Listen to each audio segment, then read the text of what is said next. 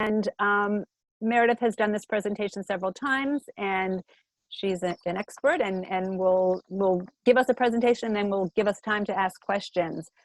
To give you a little bit of background about Meredith Weisel, she's currently the Senior Associate Regional Director at the ADL Washington, D.C. Regional Office. And she does legislative advocacy and coalitions, law enforcement training, community engagement, and incident response. She's an experienced attorney with government relations professional who has spent decades engaged in public policy and community issues in the greater Washington area. In addition, she serves on the Montgomery County Commission for Women and is active on committees at her synagogue, Share Torah. Prior to joining ADL, Meredith served as the Director of Maryland Government and Community Relations for the JCRC, the Jewish Community Relations Council, which is where we first met a few years ago. During her time there, she helped to advance legislative priorities that focused on advocating for strengthening hate crime laws, confronting and educating about anti-Semitism, securing security funds for houses of worship, schools, and child care centers at risk of hate crimes, and enhancing Holocaust education, and a lot more. So we thank you, Meredith, for being here. We look forward to an engaging program, and I'm going to pass it off to you now. Thank you. Thanks, Lisa. Thanks, Rabbi Lehman. So I'm going to share my screen in just a minute. What I want to just say is, so I've done, as Lisa said, I've done this presentation a couple of times so far for a couple of synagogues, including my own synagogue, because we've been very active in a lot of the social justice issues as well. And it has changed a little bit. Each time I do it, a lot of it has to do with some of the Q&A at the end. There is a lot of information, so I'm going to end up talking for probably about a half an hour. Some of the slides I'll go through pretty quickly, but a lot of it is relevant for background information to sort of understand where we are today and how we, particularly as the Jewish community, can continue to move forward. And I appreciate you saying I am an expert on this. I am not an expert. I am somebody involved in the social justice space. I am clearly working on the civil rights issues, but I don't pretend to know all of everything. I think that a lot of it is, there is a changing dynamic, and I ask a lot of questions too on a lot of these issues, and I think that's part of the conversation. So with that, let me just share my screen real quick. Okay, hold on. Okay, hopefully everybody can see the screen and not my notes, because if you can see my notes, then we have a problem. Okay, so what I'm going to first do is I'm going to kind of give a quick brief overview just of what ADL is, and then I'm going to dive into the discussion on racism, anti-Semitism, and also white supremacy and extremism, because they're all of relevance to this conversation. What are some things like today? What is ADL? For those who, we talk a lot in acronyms in the Jewish community and other spaces. So ADL is the Anti-Defamation League, just in case anybody wasn't sure what that is, because I've had that question come up. So sort of what is, oops, sorry, I went too fast, apologies. What is ADL's mission? So we actually just celebrated our anniversary, but ADL was founded in 1913. It was, the founding mission really took into account the horrid anti-Semitism that was going on back in the early 1900s, and this culminated with the lynching of Leo Frank and what we called the second rise of the KKK. And really, over the past 100+ years, we have seen anti-Semitism and racism interconnected in many ways. Just a little background for you. Leo Frank, he was a Northern Jew, and he stood trial after his arrest for a murder he didn't commit, and anti-Semitism hung very heavy in the courtroom when he was found guilty and sentenced to death. And so it was one of those things where then a group of organizers started, and ADL started with the mission to stop the defamation of Jewish people, but also to secure justice and fair treatment for all. And that's an important aspect of it, because even though it originally was established and people saw it as a full Jewish organization fighting anti-Semitism, we really have been working for a much longer period of time as well on a global perspective, confronting anti-Semitism, all forms of hate and bigotry and discrimination. And we've become what we consider to be a leading anti-hate organization that, again, has been around for over 100 years. And when I talk about securing justice and fair treatment for all, it's, you know, all forms of hate are equally serious and damaging. And many forms of these hate are also interrelated. So when we start talking about anti-Semitism, it is very relevant to the discussion on racism as well, because we have seen them interrelated in many different ways. And you know, the principle of you really cannot fight against just one kind of hate to be successful. We must be fighting all of it, and we need to be an ally, and we need allies in this conversation. So hate has also enhanced the impact, and it requires an immediate response to everything. And it is also, our mission has also said that the best way to fight hate speech is actually to combat it with anti-hate speech, which is, you know, part of a principle of the First Amendment as to what, you know, is how hate speech can be protected.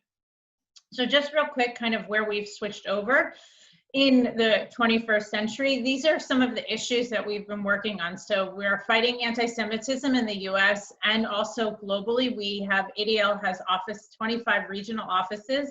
I work for the DC regional office, where we cover Washington, DC, Maryland, Virginia, and North Carolina. So we have a pretty big region. And then we also have offices in Israel and in Berlin, in Germany. And we also work a lot with a lot of the Latin American countries as well on a global basis.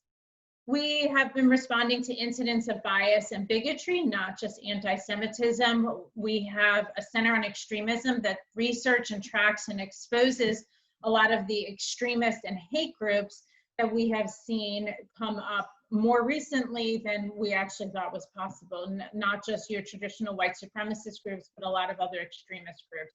As I mentioned, we work on international terrorism along with domestic terrorism and tracking this. We have been confronting discrimination and working with different other civil rights groups in the justice space. We also work very closely in our school system, working on things called the No Place for Hate program, Words to Action. It's ways to confront implicit bias.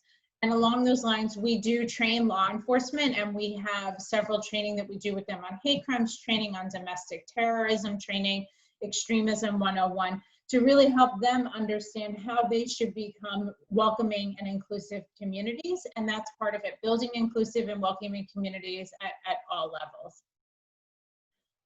As I mentioned, so one of the things that we do is we investigate, we also educate, and we advocate. And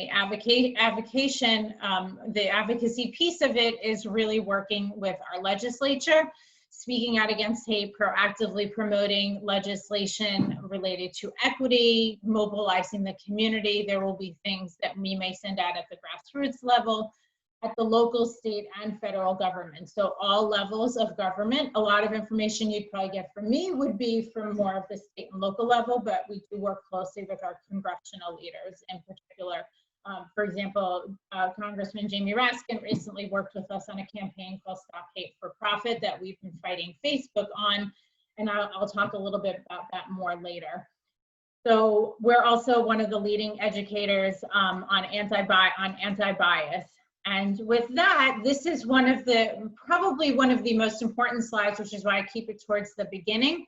We call this our pyramid of hate, and part of the reasons for it is so that you can understand, and really the community as a whole can understand, you know, how did we end up with something like in the green, systemic discrimination? Well, that all comes from the beginning of biased attitudes. And our biased attitudes, you know, hate is a progressive process. It's not like we all of a sudden just started seeing things like genocide or murder, terrorism. It begins from the normalization of less damaging forms of bias. And this is why it's so important to the conversation related to racism and what we're also seeing going on in the communities. Things like stereotyping, fear of people's differences. It's probably hard to see some of the things on the slide, but it also says a lack of self-reflection and an awareness of privilege. An awareness of privilege is probably one of the most important conversations particularly for those of us who, and Lisa and I were having this conversation before we started, who are white presenting Jews in the community, and acknowledging things like our white privilege. Those are things that all start with biased attitudes. We move on to acts of bias, things like non-inclusive language, insensitive remarks. Then when we start talking about systemic discrimination, we're talking about criminal justice disparities and how we are seeing inequity in our schools, distribution of housing segregation, wages, other things that deal with unequal representation. And all of that then, of course, leads to what we see, unfortunately, we've seen more recently, things like vandalism of synagogues. Lisa mentioned, I go to Shari Torah. I am actually the person who found my synagogue when we were vandalized several years ago. I was actually the person who found it. I'm a runner. I was out running early in the morning and I saw it. And it is heartbreaking to see, swastikas all over and hate-filled messages. But I will tell you, it was amazing to see the community come out and the allies who came out from some of the Black churches nearby, from some of the mosques. Like, that is all part of the conversation when bias-motivated violence does happen to you. And that's part of the reason why I wanted just to have this slide up there. So with that, hate across the spectrum. I want to challenge everybody to look at bigotry in all its forms. This is a sampling. This is not complete by any means. This is just some of the major groups, but I will tell you, there are so much more. Everything from our neo-Nazis to our traditional KKK, our white supremacists, to what we say, we talk about international terrorism. Left-wing extremism does exist, and we are seeing some of that going on right now as well. And some of that is formed around the conversation around Israel for Jewish organizations. We've seen a lot of Islamic extremism, but when we've also seen a lot of anti-Muslim movements and organizations out there. So it is a growing field, so to speak, and there is a lot that is continuing in that space. So with that, I want to step into racism first. And I put this purposely before anti-Semitism because it is relevant, again, to our entire conversation. So when we talk about fighting racism, we need to look back at the peak of history and from ADL's perspective, our fight for racial justice. And a lot of this goes back to the 1954 when we talk about Brown versus Board of Education. This was the landmark US Supreme Court case that dealt with desegregation. This was one of the earliest times that ADL and many Jewish organizations were involved in legislation to end racial discrimination that we saw going on in the community. Then we moved on to what we call anti-masking laws. And this was actually going all the way back to the 1920s originally, but in the 1950s, you had 6 southern states and 50 different communities that enacted anti-mask laws. And this was to basically ban them wearing the hoods from the KKK in demonstrations, because we saw that the KKK, the Ku Klux Klan, was terrorizing minority communities anonymously. They were trying to hide their faces, and that was part of what they did with the Klan membership. And that's one of the things that goes, like I said, that goes all the way back. And then the next step is the Civil Rights Act in 1964. And in 1964, and in this picture, obviously, I think you can tell who the first 2 people are, Martin Luther King and, of course, John F. Kennedy. And then actually in there, going all the way back, there are several Jewish community leaders, including the former ADL National Director. His name was Benjamin Epstein. And then the NAACP's chair back then was Roy Wilkins. So we have a long history of working together on these issues. And what you actually can see, President Lyndon Johnson is in there too, but he's cut off in the picture. So just to see the dynamic of the amount of people that were working to do the Civil Rights Act of 1964, which also then led to the Fair Housing Act of 1968. And that's why I said, when we talk about systemic discrimination, we're talking about everything from housing to schools to just the community in general. And in the summer of 2015, the Supreme Court actually reviewed a key provision of the Fair Housing Act that was potentially threatening this legislation. And they were working more closely because the Texas Department of Housing and Community Affairs had a suit against the Inclusive Communities Project, whether the Fair Housing Act prohibits not just intentional bigotry, but also unjustified practices that may exclude people of their race, ethnicity, and religion. This is what we now call the disparate impact standard. And then with that, I want to bring up what's been going on today. So today, what we have actually seen is since COVID started, you know, interestingly, we're having this conversation virtually because we can't be in person because of COVID. One of the most affected communities from the coronavirus has actually been our marginalized communities. And there are a lot of reasons why we've seen that, but this includes, of course, we've talked about our elderly, but we've also seen it affect our communities of color. They have had an increased risk of serious illness, and this is partly because of the systemic inequities that we've seen and what we call structural racism. Everything from housing to employment to their job-related exposure, the healthcare system, educational inequities we've seen. So when schools all went virtual, we saw huge inequities that a lot of us have been talking about for many years for the school systems to address, but when certain kids do not, you know, everybody's like, oh, everybody has a laptop. I'm sure every kid has a computer at home. That is not true. And a lot of kids didn't even have internet access. And so COVID has not only affected people's health, but it has affected how they are working in the education system. And this is one of the things that is extremely important for the community to understand, that these are barriers that have racial bias and are really affecting people. And just to give you a couple of little quick stats, 24% of Black and Latinx people are employed in service industries. And what are the first industries that have opened back up? Are service industries. And so they have a higher risk for exposure and also have the higher risk for job loss when our restaurants, our retail all had to close. And the one other thing that a lot of people have not necessarily thought about is, you know, most of us, I'm sure in here, are very comfortable wearing a mask, no issues, you know, we understand why. But there's also, we've now seen a lot of discrimination against communities of color because of stereotypes and bias, particularly towards Black men, that because they're wearing a mask, they're seen as menacing or criminals, or they're involved in a gang in some way or another. And there have actually been reports of Black men who are being followed and harassed just for following the law and wearing masks. I want to talk about George Floyd and Black Lives Matter protests. And I wanted to have this conversation before the anti-Semitism, and I'm sure there are going to be other questions related to this. The one thing that we get from a lot of people is, well, I've heard Black Lives Matter is anti-Semitic.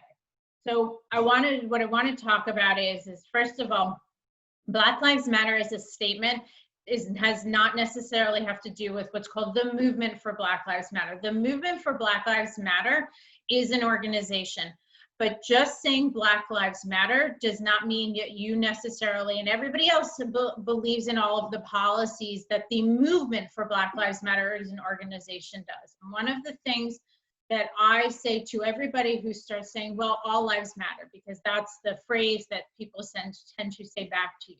So, and the answer to that is, of course, all lives matter. But the fact is that white lives have always mattered in American society, and the same cannot always be said for people of color.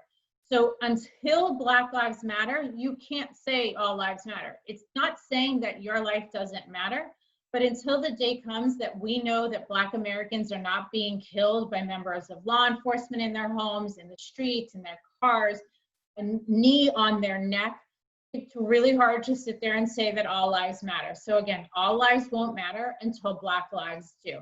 So it also should be no surprise then, because of all of what I've just talked about, that there has been a lot of what we'd call pent-up frustration and accumulation of anger in many parts of our society. And the protests, you know, when I first gave this presentation, I'm looking at my notes, it said the protests that have filled the streets over the past 3 weeks. Well, now we are actually months into it, not 3 weeks. We are several months into some of the protests, and we are starting to see some real change that is focused on police brutality and systemic racism. And there may be questions, and we can talk about it after, about what defunding the police means and how ADL is looking at it and how the Jewish community, or my recommendation, how the Jewish community can be looking at it. But I do want to note when we talked about the protests, that not everybody who is committing violence at the protest has been committing violence at the protests. But the majority of the protests have actually been very peaceful. And I will tell you, I've been to them, to a couple of them, and it has been very peaceful. We've also found that there were extremist elements to it, and some of that has been from white supremacist extremist groups, and some has been from some other groups that have antagonized protesters to cause issues, who are just big anti-government people. So it is important that we strongly support people's right to protest and to use their First Amendment rights. And with that, I want to actually talk about voting, which is very relevant, as ADL is a nonpartisan organization, but I'm sure you know the Democratic National Convention is going on right now. Important thing to be watching. And one of the things that they actually talked about last night was safeguarding the right to vote. And this is something that, and this is an action item that I would say a synagogue can take on, is helping people understand what it means for the right to vote. And safeguarding the right to vote, you know, voting rights is our cornerstone of our democracy. And we have been working on the Voting Rights Act for many, many years. And even back to 2013, there was a recent case about it. And right now, we are, what I would say, leaning in on voting rights, particularly so that everybody, whether you can vote in person or you cannot, and many people cannot right now, or should not have to if they do not want to leave because of COVID, should have the opportunity to vote. And this is extremely important for people to know, as we have an election coming up in just a few short months. So we want to make sure that everybody has the right to vote, and in particular, marginalized communities. There have been a suppression of votes over the years, and that's why it is so important for people to have the right information how to request a ballot. And we actually just sent out an email today with information in all 4 of the jurisdictions that our office covers, and we've had it nationwide, so that people know how to go and be able to request their ballots. And so it is something that I think that it is something that a synagogue can take on, in making sure that people have access to the right to vote, and if somebody is elderly and does want to go vote in person, how can they get there, and how people can help with that. Along those lines, I also want to talk about what needs to be done. And this is what we call the school to prison pipeline. When young people don't finish high school, they are more likely to be incarcerated one day. And a disproportionate number of students who drop out of school is from students of color. We've seen harsh disciplines that happen in the school policies, and there's a lot of debates around whether or not there should be school resource officers. ADL has kind of a mixed position on this. It really depends on the school, whether they should be there, but one of the things that should be looked at is how this disproportionately impacts students of color. Also happens to impact students with disabilities, also those who identify as part of the LGBTQ+ community. But we have seen more Black and Latino students are twice as likely to drop out of school, like I said, as their white peers, and more likely to be suspended or subject to harsh discipline, which then leads to what we call the school to prison pipeline. And there are a lot of things that, as a social justice committee, you can be taking on to support criminal justice reform that we are seeing at a state and local level. In particular, in Montgomery County has been working on a lot of these issues. And it doesn't necessarily have to be taking a position on a legislative piece if you don't want to from a political standpoint, but it can be at least speaking up for the community and working and speaking with others that are around you that you may be working with, particularly in an interfaith process. Criminal justice reform, just to go a little bit more into the details of that, and specifically what we've seen with George Floyd. The unjust excessive force conversation to full-on police brutality against Black people in America has been a constant, but it has been more exposed recently, which for many is a good thing, so others can understand. Not good that it's happened, but good that people's eyes are finally opening to what's going on in the community and stuff. And just a couple of statistics: Black men are 6 times as likely to be incarcerated as white men. That's a very, very important statistic for people to understand. And there was actually a Washington Post article I think it was earlier this year, where they said that Black Americans are 2.5 times more likely than white Americans to be shot and killed by police. That's a really harsh reality to understand. And so we, like I said, we work very closely with law enforcement, and they have been amazing when it comes to the security needs of faith-based institutions, particularly our synagogues. And most of us have had to have, when we were in person, had to have officers, helping us on Shabbat, the high holidays, all of that. But it's also important to understand how that affects other people and how they view, particularly communities of color, when they see an officer there. And that should always be taken into account. Our Jews of color who are members, but also if we have friends that are coming to visit for a bar, a bat mitzvah, a wedding, a bris, a baby naming, how they may feel when they see an officer walking into your synagogue. So you have to weigh the pros and cons, and how do you work with the community? And it's important to have these conversations. And there are a lot of campaigns that have been talking about that. There was a lot of information quickly. I'm going to shift to anti-Semitism. I'll talk a little bit about this. Some of it I'm going to go pretty quickly because I believe a lot of people, particularly in the Jewish community, do understand about anti-Semitism, but I want to just highlight a few things and just understand how this all ties in. So what we would say is the essence of anti-Semitism is that it can be boiled down into 3 things: the hatred of the Jewish faith, the hatred of Jews as a perceived race, and hatred of a Jewish state. And just so you know, a lot of these pictures and graphics are real. They are not just, we just didn't pull them up off the internet. This was actually a swastika in downtown DC, I believe it was last year. So we have seen, prejudice and our discrimination against Jews as an individual, as groups. It's based on certain stereotypes and myths that target Jews because of our religious practices and beliefs, and also, of course, because of the state of Israel.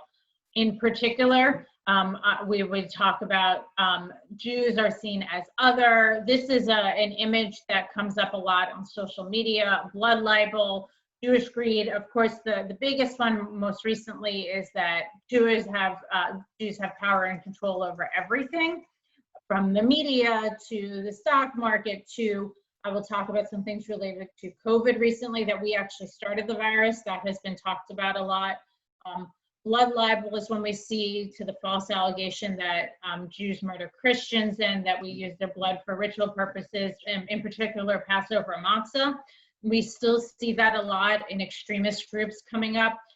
Jewish greed, again, a typical thing about money laundering and that Jews have all the money in the world. And then dual loyalty is very specific to the Israel conversation and how it has used to allege that we are disloyal neighbors or citizens because of our allegiance to an immoral Jewish agenda, in particular to Israel. I don't need to, these are 2 slides I'm going to go through quickly, but just when I talk about a growing problem, Charlottesville, which we just had the anniversary of, and we actually at ADL worked very closely with Heather Heyer, who was the girl who was murdered and the car was rammed into. We've worked very closely with her family in the lawsuit, and they have, ADL has been monitoring extremist activities related to the Unite the Right rally. Also, Tree of Life in Pittsburgh, again, another more recent example, and of course, Poway as well was one of the more recent ones. But in this area, we have seen a good majority, of course, of things related to vandalism and a lot of graffiti. We've had some threats, but these are sort of 2 biggest cases or 3 biggest cases that we've seen in the community, and how, we've seen extremists who have tried to eradicate some of the Jewish people.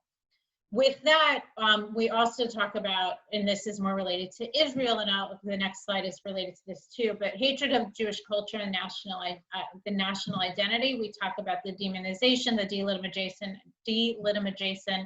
legitimization, wow, double standards, that Jewish identity is not solely rooted in the practice of Jewish religion, tied in with anti-Zionism and anti-Israel bias.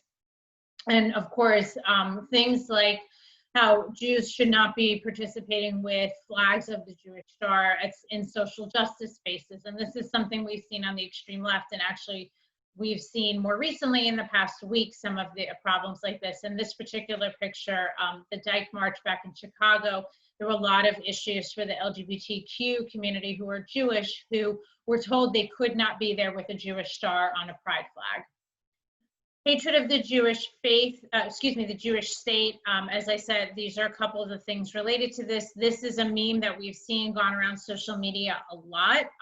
And I don't think I need to explain to this group what Zionism is. I do when I give this presentation to non-Jewish groups versus the difference between anti-Zionism and anti-Israel bias. Now, there is also, just for anti-Israel bias as a conversation, there is a difference between criticizing the Israeli government and saying that the state of Israel should not exist at all. So there is legitimate critiques of Israel, just like there's legitimate critique of the current administration in the US or any previous administrations. That doesn't mean that we don't have a loyalty to necessarily to the United States. So that is one of the conversations that we see come up a lot. And when we talk about anti-Zionism and anti-Israel activity, BDS comes up, the boycott, divestments, and sanctions discussion, the sanctions movement, and that discussion. And a lot of people ask, well, is it anti-Semitic? Is the BDS movement anti-Semitic? So just to put this out there, so many of the founding goals of the BDS movement, including denial of the Jewish people to what we call the universal right of self-determination, and many of their strategies in the BDS campaigns are clearly very anti-Semitic. And many of the individuals involved are also driven by opposition to Israel's very existence as a Jewish state. BDS, as we've seen, comes up in a lot of campaigns. I don't necessarily mean political campaigns. There's campaigns to not partner with Jewish organizations. We see it a lot in college campuses, where there's been a lot of harassment, intimidation of Jewish students and who are in Israel supporters that have been very overt anti-Semitic expressions and acts that we've seen on college campuses. We haven't seen it as much at the high school level, but it does happen. And most of the time, the BDS advocates do employ what I would call an anti-Semitic rhetoric, and their narrative is to isolate and demonize Israel. No other country do they do this, they do it, and that's why inherently the BDS movement can be anti-Semitic. And one of the last things I want to talk about related to anti-Semitism before I just talk about some numbers of stuff is this is a couple of things that were floating around on social media channels, some mainstream social media channels, and that basically, as you can see, it says Corona, just another Jewish world order hoax. That the Jewish community and the meme that has the picture of the, what looks like a check being handed is that Jews, we created the virus, we manufactured it, we gave it to the Chinese people, and that's why this got spread all over the place. And this is real things that we are seeing some in mainstream conversations. There's an image of what we call the happy merchant, which is a drawing of a Jewish man with, of course, heavily stereotyped features. And he's telling you to get your coronavirus shot, and that it is meant, promoted along some pretty awful social media channels where white supremacists exist, basically saying that you should go out and kill the Jews. So these are some serious things that we have seen, and we have actually seen some real life incidents where people in the Asian American Pacific Islander community, and we've been working very closely with them, and the Jewish community have been threatened over COVID-19, saying that Jews are responsible for creating all of this. So with that, I want to just go through a couple of stats. I'll talk a little bit about white supremacy, give you some educational resources, and then open it up for questions because I want to be cognizant of time, and I'm happy to go a little bit over too if necessary. Real quick, a couple of numbers. This is just what we call our heat map of details related to hate, extremism, anti-Semitism, and terrorists. And in 2020, so far, as of yesterday, when I finalized the presentation, there were 3,192 incidents of extremism, of anti-Semitism in the US. And in Maryland, we have seen 118 incidents. And this is, we track this based on extremist murders, terrorist plots, extreme police shootouts, white supremacist events, white supremacist propaganda, and anti-Semitic incidents. White supremacist propaganda has the largest number every single time, and that is everything you've probably heard. Virginia recently has actually had a slew of flyers that have been thrown all over, everywhere from down in Richmond to up to Fairfax, of KKK type flyers, recruitment flyers. That is our biggest thing, is that we see is white supremacist propaganda.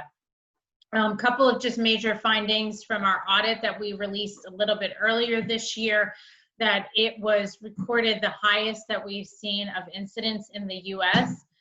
It was the highest level, 12% increase in 2018 of anti-Semitic incidents, and 61 assaults, 61 of the incidents was assault, which is a 56% increase. We also saw a lot of extremist groups target, a lot of incidents were by extremist groups. We saw some incidents in K through 12 schools. A lot of that before COVID was things like swastikas in bathrooms, on desks. We saw some incidents at Jewish institutions. We also see a lot of online hate and harassment. And I can also send this presentation after for anybody who's really interested in numbers that people can take a look at. But online harassment, we saw the most that we've seen, and this is released earlier this year in 2020. And you will see that Facebook has some of the most incidents of online hate and harassment. And we, have been tracking a lot of this. And with that, one of the things how we track it is we have what's called our Center on Technology and Society, and also our Center on Extremism. And our Center on Extremism does a lot of research into white supremacy and extremism. We have right-wing extremists. And again, this is all important to the conversation because the Jewish community, of course, is targeted, but a lot of our communities of color are also extremely targeted by these same groups. So white supremacist groups, if you think back, let's just look, this is a picture of Charlottesville. And if you remember, they started chanting, "Jews will not replace us." And they also were fighting against the Black community down there. So white supremacy, just to remember what it is, it's that whites should have dominance over people of other backgrounds, especially where they may coexist, that whites should only live by themselves. We should have a whites-only society.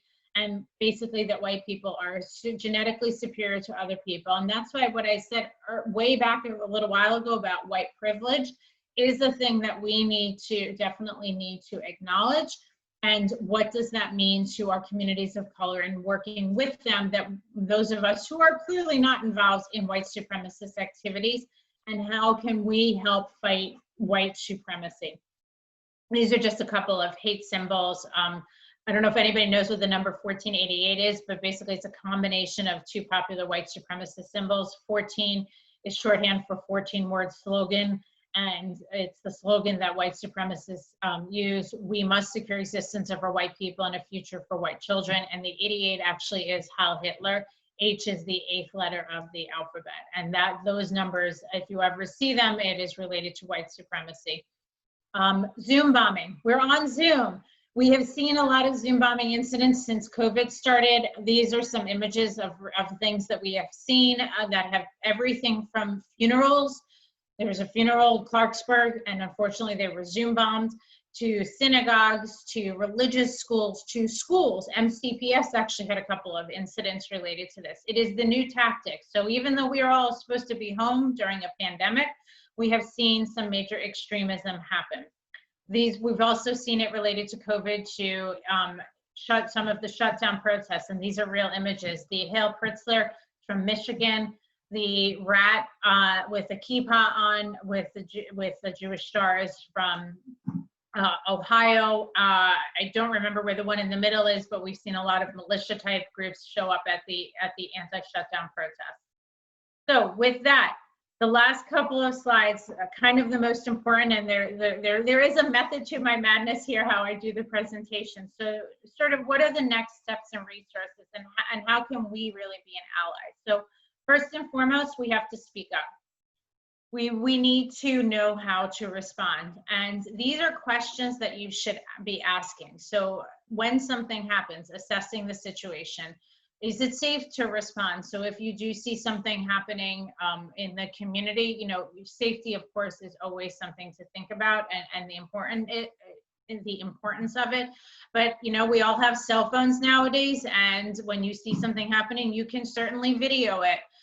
That is something, you know, that people have, and that's how things like Ahmaud Arbery with the men being arrested for his murder, because somebody had cell phone footage.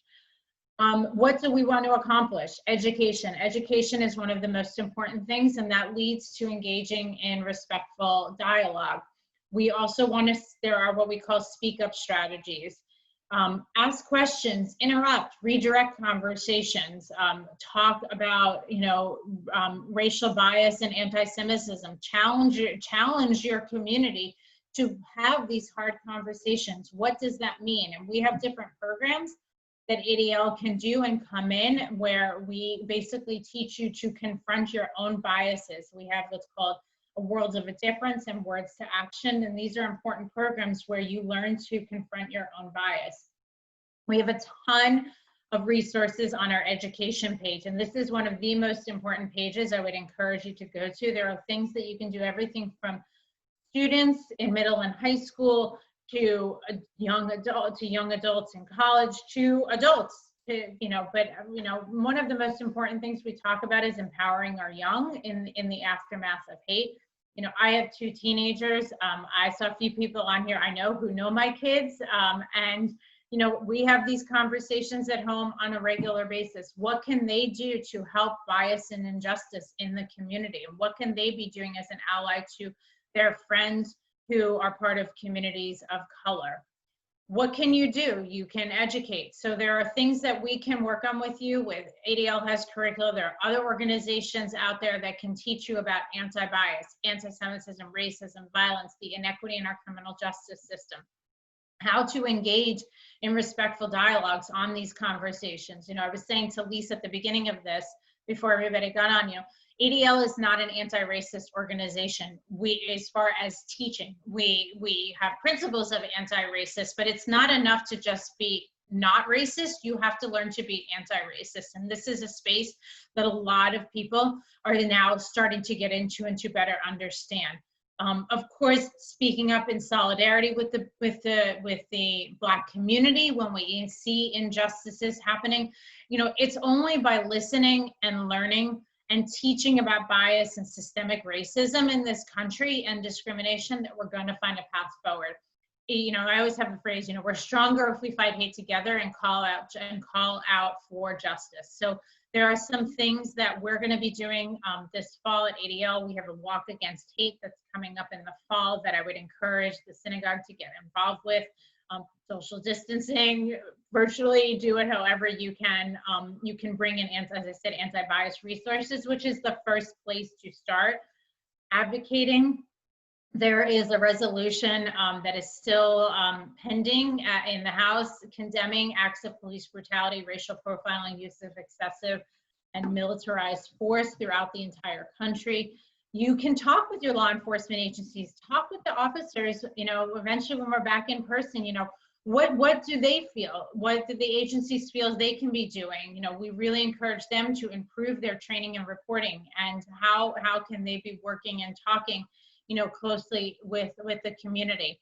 The Stop Hate for Profit campaign was started to fight Facebook, and has been working with ADL and the NAACP together and a couple of other major civil rights organizations to stop the white supremacist activity and extremist activity that we see all over social media on a regular basis. And that's something that definitely needs to continue to be called out. You can participate. Something like this, just hearing a presentation just to understand where we were historically, where we are today. We would ask reporting more than anything. We do not see enough about reporting, and we need people to be reporting bias incidents, anti-Semitic incidents, incidents of racism. The FBI has a lot of statistics they keep, and it's important. Donate your time. vote, vote, vote, vote, vote. I will not even say that enough. March in the streets if you feel that that's appropriate. Get involved with organizations like the NAACP and the Urban League are some of the most amazing organizations working on racism and civil rights along with ADL. Volunteering, organizing things in your neighborhood, talking with your kids, speaking up. I mean, I could go on and on and on. So, you know, what I like to say is, you know, well, this is what we need to do. And if we can do all of the different things that we've talked about, you know, as somebody said, these stormy days of today will give away to a brighter tomorrow. That's couldn't be more important. And so, you know, there was a recent thing they said, you know, now more than ever, there is no us versus them. We're all Black, we're all Jews, we're all Muslims, we're all Christians, we're all men, we're all women, we're all immigrants, we're all refugees, we're all part of LGBTQ. And when one's rights are threatened, all of us are threatened. So that is the one thing I want to leave you with. And with that, I will stop screen sharing and have time for questions. And like I said, I'm more than happy to go over our time because I know sometimes this takes a lot. So, and I know I also talk really fast. I'm originally from New York, so that's just the way I talk. So Meredith, just want to jump in here and just thank you very much for this very broad presentation that touched on so many issues related to bias and hate in the community. You see, if you look at chat, there are a few questions, and we can begin with those. And I think I would encourage people, I think just to make this easiest, is if anybody else has a question or a comment, to just put it in the chat as opposed to unmuting yourself, because then if a few people are unmuting themselves at the same time, it gets very hard to handle that. So just type your questions or comments in the chat, and Meredith will go through them. Yep. So the first question that I see after you wrote two things. So yes, we are partnering with communities of color. So ADL specifically has been working very closely with the NAACP, not just the local level, but at the, not just the national level, but the local chapters. I would also say, what can you do as individuals? So there are a lot from a faith perspective. There are a lot of Black churches in the community, and I think that there is a lot that I would encourage from an interfaith standpoint, because a lot of, you know, people, it's an easy way to have a conversation from a faith perspective. And so reaching out to some of the Black churches, but also I would say reaching out to just some of the local organizations that are in the community. And there are some that I can make recommendations of in Maryland, but NAACP has just been a longstanding partner, and it's one that we've been talking with directly with on some of these issues. And then there are some other local social justice organizations that you can definitely talk with and stuff. Is a reply needed and appropriate when a black says to a white friend refers to white privilege? I am not sure what is a reply needed and appropriate.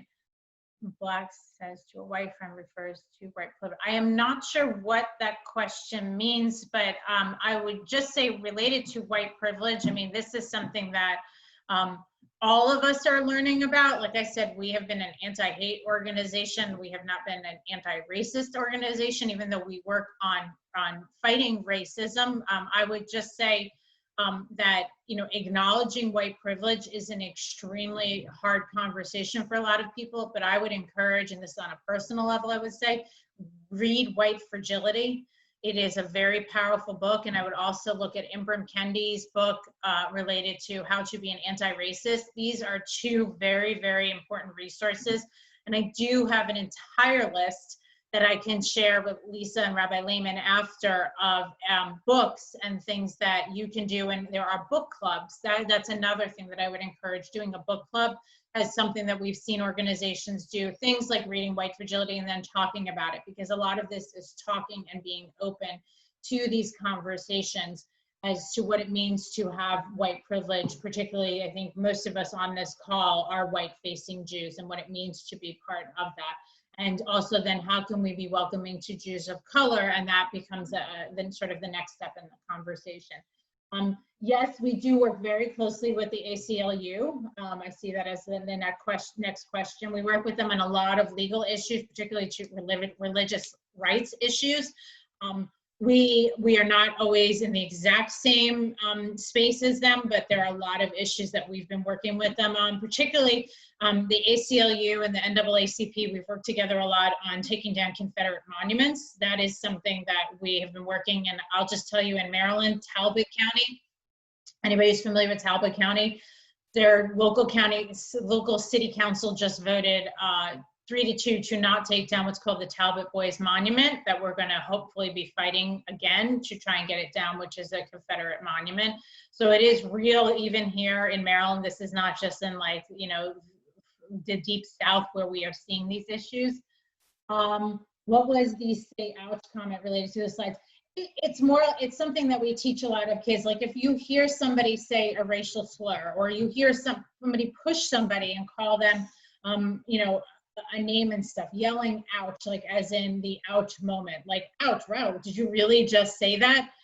It's a way to break the ice, to open up the conversation about it, and that's more what we're talking about. Can you address how to deal with the Black Lives Matter organization while supporting the concept? Yes, so this is a big thing, and I actually have some resources that were way too much to put on a slide that I can share after also. As I said, this always opens the conversation. There are a lot of resources I will share after the fact. So, Movement for Black Lives Matter. As an organization, we do not support. Most Jewish organizations do not support, because within their entire, there was an entire manifesto, an entire charter that they wrote, had things in there related, calling out Israel and, you know, singling out Israel. And there was a lot of anti-Israel sentiment in there, and basically blaming police trainings that happen in Israel for the systemic racism that exists in this country. The systemic racism in this country has existed long before the state of Israel. This has nothing to do with the state of Israel being established, and we just cannot support an organization that targets it in that way.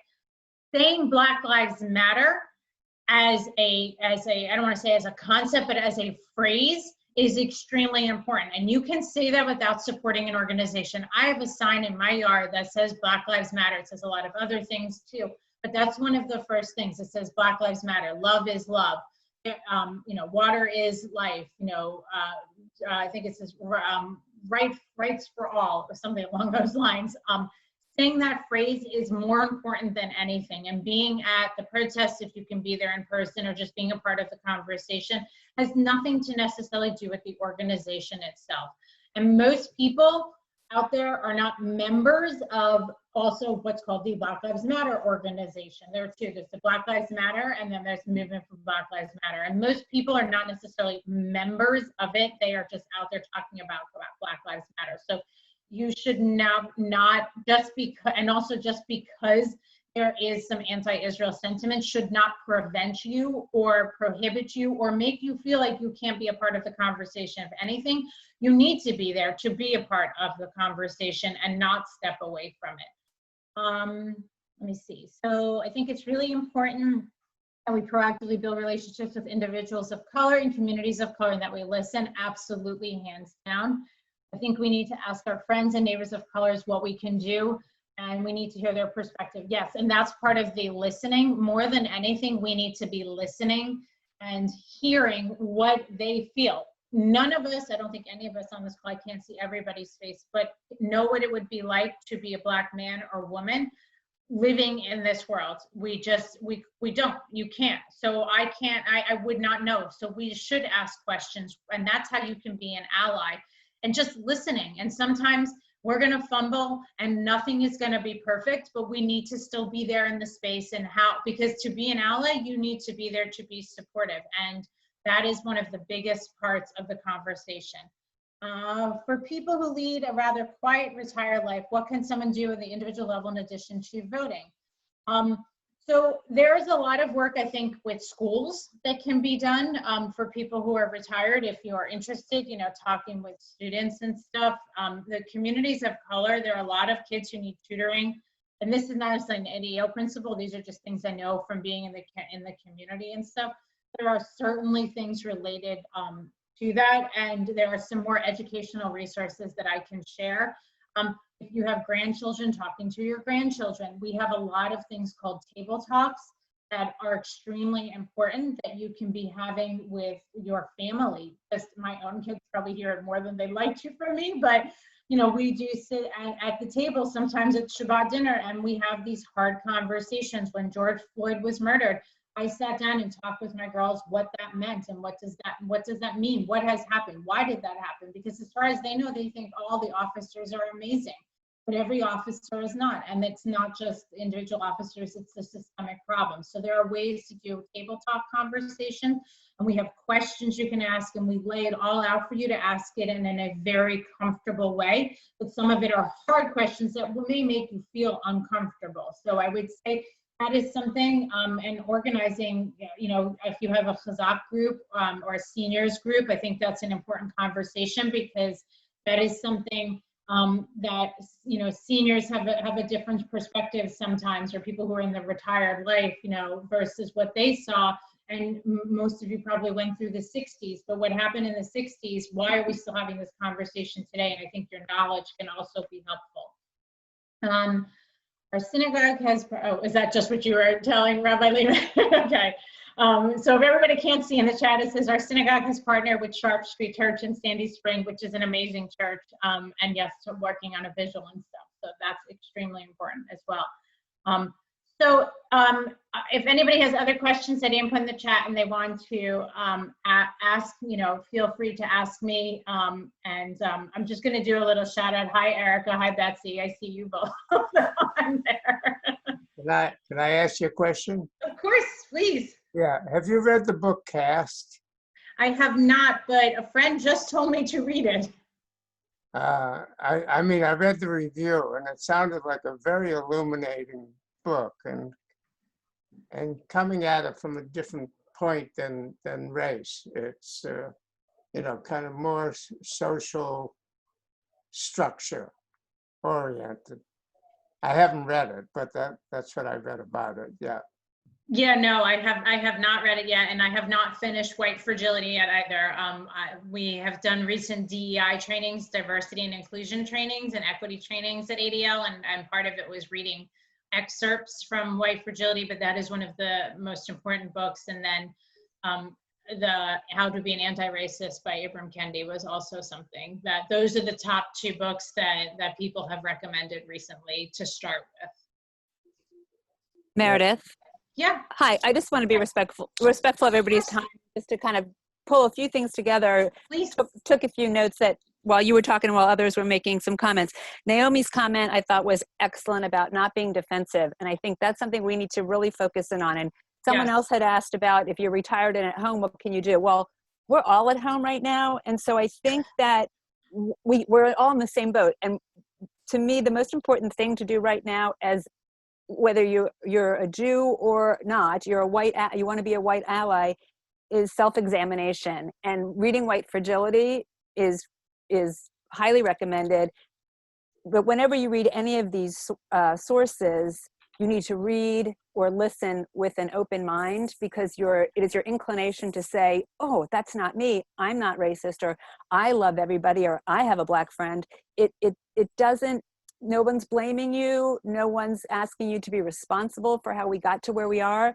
But if you can not be defensive and be open to what these scholars are trying to teach us, just to have like an open-minded self-examination, I think that might be the best first step. And then you can then be not only an ally, but you can help teach other people. When you somebody talked about having a book club, I've heard of several people who are starting specifically anti-racist book clubs and anti-racist media clubs. So you can listen to a podcast and discuss it, or watch a documentary and discuss it. It's sometimes it's getting together with other people and sharing experiences where you are uncomfortable, and you have to be uncomfortable in order to move forward, because you're never going to get to the end and say, oh, all right, I've tackled that, I'm no longer a racist. We're all racist because we grew up in this world, in this country. And so it's just, are we willing to do the work to do some self-examination and be open-minded in the process? And I think that since we're all at home right now, you said you have the more resources you can leave us with, that would be fantastic. Yeah, and I think that all of that goes back to acknowledging that we all have bias. And that was why at the very beginning, I try and always show what I call the pyramid of hate, because we have to acknowledge bias exists no matter what. And even those of us who work on a day-to-day basis in the civil rights space, everybody has some sort of bias. And how do you confront that yourself? You know, there was a recent conversation that Ibram Kendi actually had, and he said, you know, how many times have you, and he was using a white woman as an example, walked down the street and seen a black man and clutched your purse without even realizing it? And that is something that you're like, but I'm not racist. I wouldn't think any, but it's a bias that people have and you have to confront. And that's part of this entire conversation. And we as a Jewish community, particularly most of us who are white presenting, and I have, you know, some very close friends who work at the Jewish Multiracial Network, which is a great resource also, by the way, just as you want to note down, they have some great resources. But we need to just acknowledge, what does that mean? And acknowledging our own privilege that we have, even though, yes, Jews would be, you know, something that, you know, we have faced our own, issues of genocide and being targeted and discrimination. And that's why, if anything, we should be more understanding and more able to listen to understand what that means as a community, and how can we be an ally for all of them.